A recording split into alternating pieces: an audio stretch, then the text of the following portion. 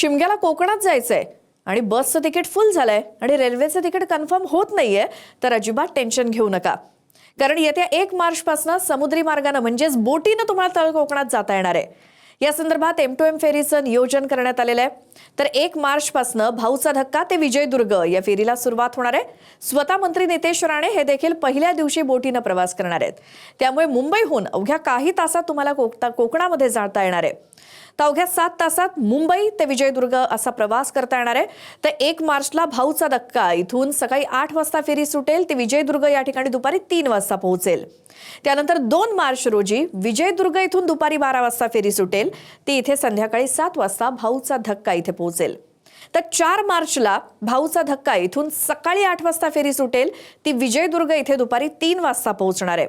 मग 5 मार्चला विजयदुर्ग इथून दुपारी 12 वाजता फेरी सुटेल ती संध्याकाळी 7 वाजता भाऊचा धक्काला पोहोचेल.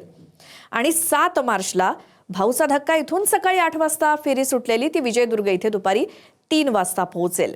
तर 8 मार्चला सुद्धा ही फेरी उपलब्ध आहे. विजयदुर्ग इथून दुपारी 12 वाजता फेरी सुटली की संध्याकाळी 7 वाजता भाऊचा धक्का इथे पोहोचणार आहे.